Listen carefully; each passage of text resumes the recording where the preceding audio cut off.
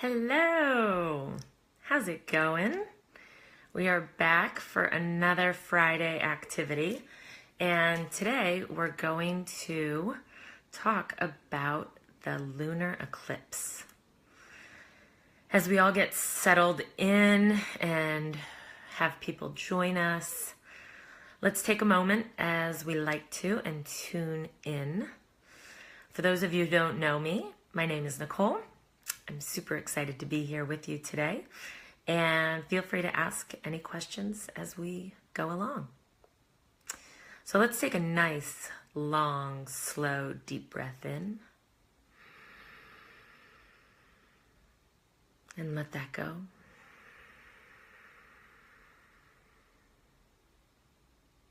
Let's do that again.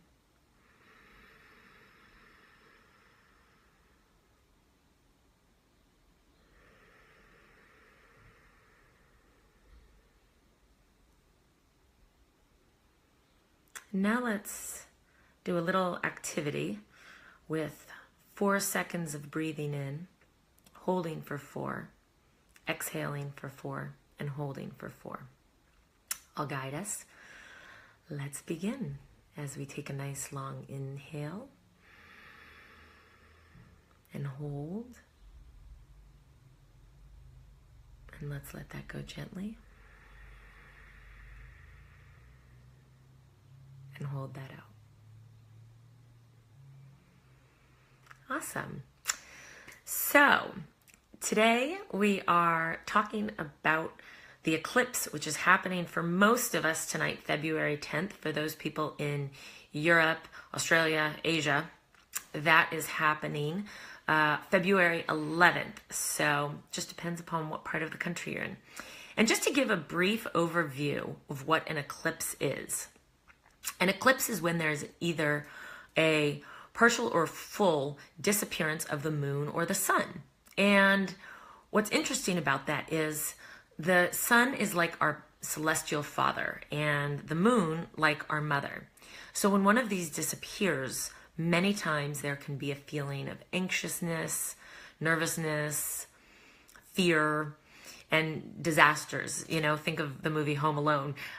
So one of the ways that we can approach this is also to look at it from the flip side, which is when a moment like this occurs and we may not have the support system that we're used to, or the typical light shining on us from either the sun or the moon, that this also gives us a sense of looking at things from a different vantage point. And that's absolutely what the eclipse does. The eclipse really acts almost as a magnifying glass. These are things that have already been there, and yet it just provides a way of uncovering something because we're looking at it from a different perspective. This can be abrupt. It can also be an extended period. So eclipses happen in pairs, and they happen twice a year. In 2017, the eclipses will happen on February 10th and February 26th, and again on August 7th and August 21st.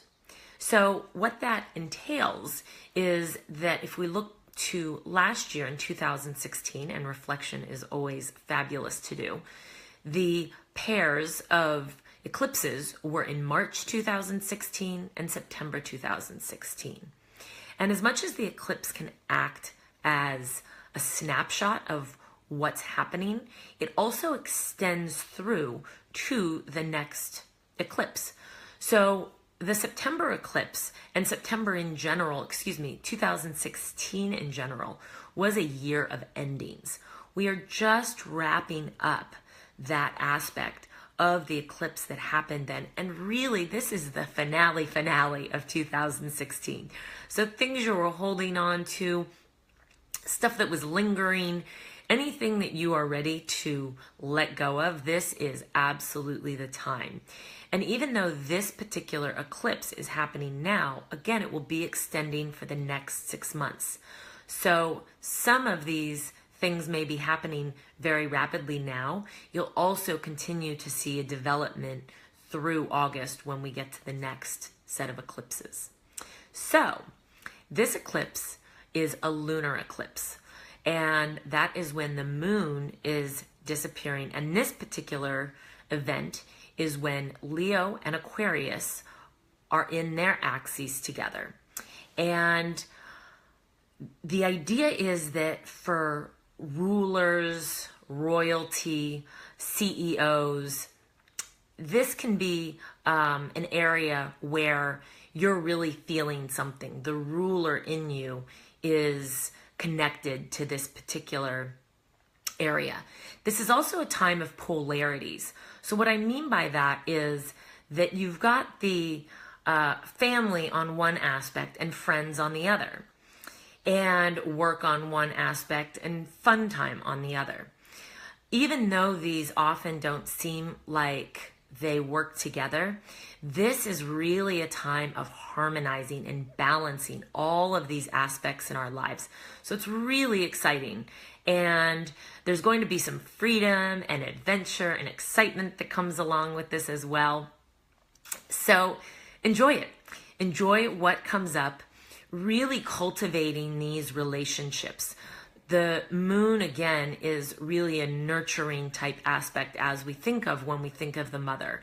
And so emotions, relationships, these are really the focus and the aspect at this time. So, super excited. I just saw that my friend Julia joined. Hello to her. I want to also give a big shout out to my teacher, Gal Sasson, who is a fabulous resource for everything in the realm of eclipses, astrology, Kabbalah, all sorts of wonderful lessons and learnings in the world. Also, a little aside is that Comet 45P, I believe it's called, is actually going to be happening right after the eclipse. So this is significant because it's been circling and been visible via binoculars and telescopes for the last couple months, and will actually be as close as it's going to get to Earth until 2022. So take a look at that if you can in the night sky. That'll be happening a few hours after the eclipse. And I think that is my very quick synopsis on what's happening for the year, or for this particular eclipse. We will certainly come back. We will talk about February 26th when that eclipse begins. That will be a solar eclipse as opposed to this lunar eclipse. And I'll leave you with a quick thought that the eclipse can also be a time where it really jolts you into something. And this may not be the place where you want to be. It may not be where you thought you would end up. It is definitely where you need to be. The universe is working in a way and providing this magnetism and leading you.